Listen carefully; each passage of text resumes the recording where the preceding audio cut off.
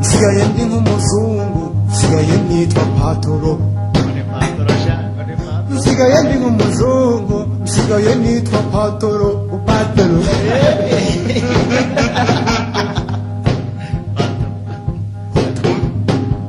Mfite amafaranga atari makeya, nagujije banki, mvuga ko mfite umushinga. Nguramo imodoka imiryango 5, mfata ikibanza nubaka inyumba mu mujyi hagati y'inzu, nguramo n'itike maze njya i Buraya gutembera no kwiryoshya, njya mu Busuwisi no mu Bubiligi.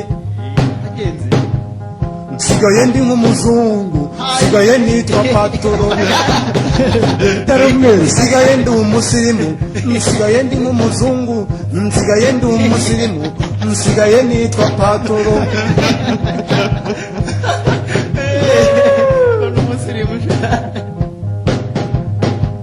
Abana banjye dore ko mfite 2 gusa, nk'abazungu, Goroja na Korodine. Jewe ubwanjye ndetse na madamu Mone Puze, twese twarabatijwe tujya mu misa iteka, twambaye neza, twarasirimutse, abana bari imbere, ngendana na madamu, dufatanya agatoki na madamu. Nsigaye ndi nk'umuzungu, nsigaye nitwa Patoro. Nsigaye ndi umusirimu, nsigaye ndi umuzungu, nsigaye nitwa Patoro.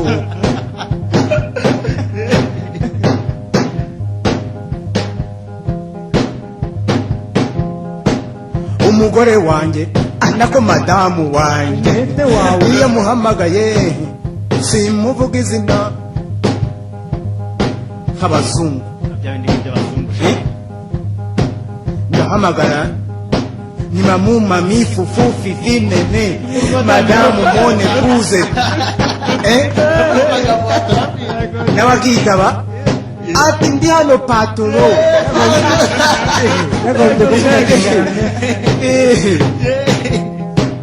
Nsigaye ndi nk'umuzungu, nsigaye nitwa Patoro. Nsigaye ndi umusirimu, nsigaye nitwa Patoro. Nsigaye ndi umusirimu, nitwa Patoro. Banyita Patoro, n'abandi banyita Patoro. Mfite amafaranga, narasirimutse. Iyo ndi iwanjye kubera umutungo, nigusha neza, nkarya ruzungu, nicaye neza, akaguru ku kandi, nseka nk'abazungu. Ndi nk'abazungu. Maze izo mvange z'agatuna mwene sinzirere, dore ko ku meza iwanjye iteka ihahora divayi. Niyo ntari, niyo ndahari, ndi muri afere, zihora ku meza ntizipfundurwe, zintegereje. Nsigaye ndi nk'umuzungu, nsigaye nitwa Patoro.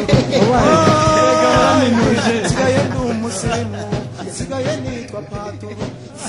Ni MC Set Pastor Bishop, ndagushishikariza gukora subscribe kuri channel yacu kandi aho hasi. I'm called Kiss. Amazina yanjye nyitwa Kiss. I'm comedian from Uganda. Please komeza uri kureba iyi comedy yanjye. Please keep watching.